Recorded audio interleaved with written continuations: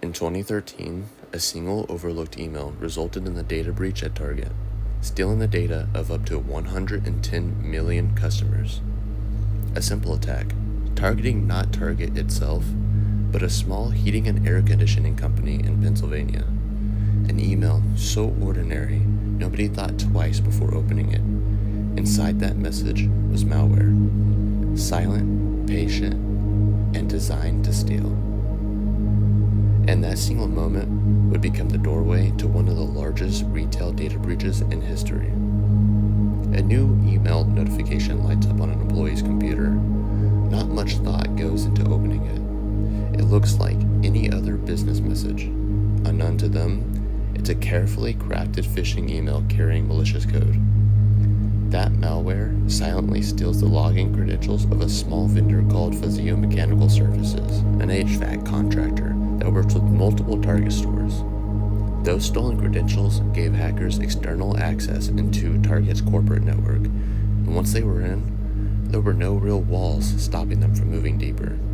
On November 15th, 2013, the attackers made their first move inside Target systems. They began scanning, mapping, and quietly searching for valuable targets. What they found was the Holy Grail, the company's point-of-sale network, where every card swipe passes through memory just for a split second before encryption.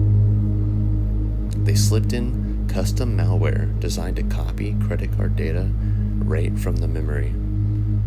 Then, just before Black Friday, they pushed it live to a few registers, and it worked.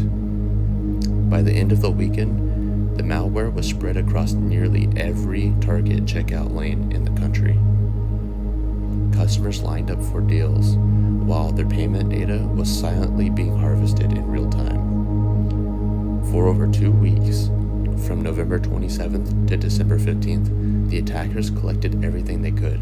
Roughly 40 million credit and debit card numbers were pulled from those registers, then sent to compromised drop servers in the United States and overseas, safe houses for stolen data later accessed by criminals in Eastern Europe and Russia. And through it all, Target's internal systems didn't notice. It blended perfectly into normal network traffic. On December 15th, Target's security tools finally flagged unusual activity. Investigators rushed to isolate systems, but it was too late. Card issuers across the country had already begun tracing fraudulent purchases back to one source. On December 19th, Target made it public. A breach had exposed the payment information of 40 million customers. It dominated headlines.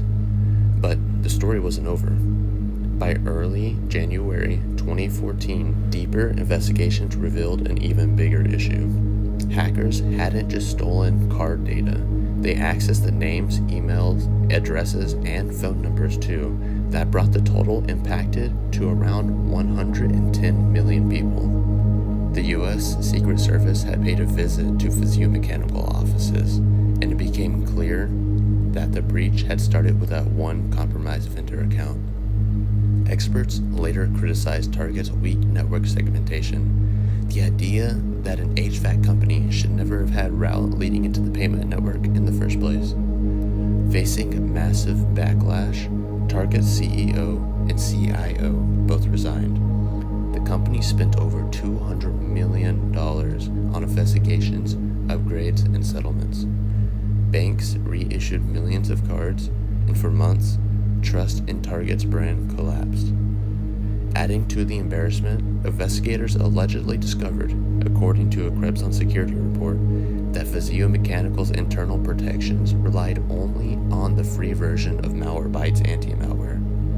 Software meant for personal use that offered no real-time protection and wasn't even licensed for commercial environments. The attackers had walked right in through the front door.